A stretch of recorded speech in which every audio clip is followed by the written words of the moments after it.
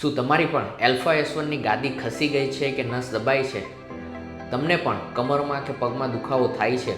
તો સેમ આવી તકલીફ માલતીબેનને પણ હતી. અમે એમના એક્સરે કરાવ્યા. એક્સરેમાં જે બ્લેક માર્ક કરેલું છે ને એ બતાવે છે કે ત્યાં એમને એલ્ફા S1માં ગાદી ખસી ગઈ હતી. કાયરોપ્રેક્ટિક સેશન માટે આવ્યા ત્યારે અમે એમનું લાઈવ સ્પાઇન સ્કેનિંગ કર્યું. એ સ્કેનિંગ પણ કન્ફર્મ કર્યું કે સૌથી વધારે પ્રેશર એલ્ફા S1 પર છે, એટલે જ તે આસપાસના એરિયામાં રેડ અને ઓરેન્જ કલરનું કમ્પ્રેશન બતાવી રહ્યું છે.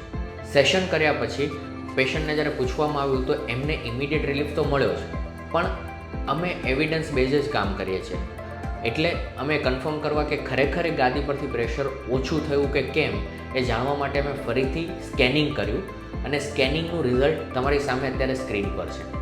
તો તમે જોઈ શકો છો કે એક સેશનમાં ઇમિડિયેટ પેશન્ટની ગાદીમાં કેટલો ફરક આવ્યો છે. આનો મતલબ એમ નહીં સમજતા કે એક સેશન કે 2 સેશનમાં તમારો દુખાવો સાવ મટી જશે. કાયરોપ્રેક્ટિક પહેલા સેશનથી જ કામ આપવાનું ચાલુ કરે છે. આ મારો સમજાવવાનો મતલબ છે. કાયરોપ્રેક્ટિક રિઝલ્ટ ઓરિએન્ટેડ છે અને એવિડન્સ બેઝ ટેકનિક છે.